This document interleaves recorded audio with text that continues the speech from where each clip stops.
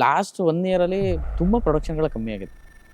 ಒಂದು ದಿನಕ್ಕೆ ಎಷ್ಟೋ ಸಿನಿಮಾಗಳು ಶೂಟ್ ಆಗ್ತಿದೆ, ಇವಾಗ ಆಗ್ತಿಲ್ಲ. ಹೆಸರು ಮಾಡ್ಕೊಳ್ಳೋದಕ್ಕೋಸ್ಕರ ಬಂದಂಥ ಪ್ರೊಡ್ಯೂಸರ್ ಇದ್ದಾರೆ. ಆ ಥರ ಬಂದಾಗಲೇ ರಾಂಗ್ ವ್ಯಕ್ತಿಗಳು ಟೀಮ್ ಮಾಡ್ಕೊಂಡು ಹೋಗಿ ಕೆಟ್ಟ ಸಿನಿಮಾಗಳಾಗಿ ಕನ್ನಡ ಇಂಡಸ್ಟ್ರಿಯಿಂದ ಇಷ್ಟೇ ಆಗೋದು ಅನ್ನೋ ಥರ ಆಗಿದ್ದು. ಇದೊಂದು ದೊಡ್ಡ ಚಾಲೆಂಜ್ ಇದೆ.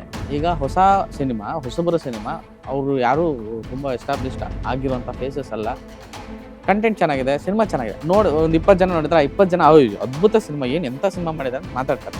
ಬಟ್ ನಿಮಗೆ ಶೋಸ್ ಅಂತ ಬಂದಾಗ ನಾವೇನೇ ಐ ಫೀಲ್ OTTಗೆ ಬರುತ್ತಲ್ಲ ಬಿಡು ನೋಡ್ಕೊಳ್ಳೋಣ ಅಂತ ಕೂತ್ಬಿಡ್ತೀವಿ ಎಷ್ಟೋ ಸಲ ಕನ್ನಡ ಸಿನಿಮಾಗಳನ್ನ. It is very important. ಅದು ಆ ವೀಕೆಂಡಲ್ಲೇ ಬಂದು ನೋಡಿದ್ರೆ ನೆಕ್ಸ್ಟ್ ವೀಕಿಗೆ ಥಿಯೇಟರ್ಸ್ ಕ್ಯಾರಿ ಫಾರ್ವರ್ಡ್ ಆಗುತ್ತೆ. ಅದು ನಮಗೆ ತುಂಬ ಇಂಪಾರ್ಟೆಂಟ್ ಆಗುತ್ತೆ ಆ್ಯಸ್ ಮೇಕರ್ಸ್.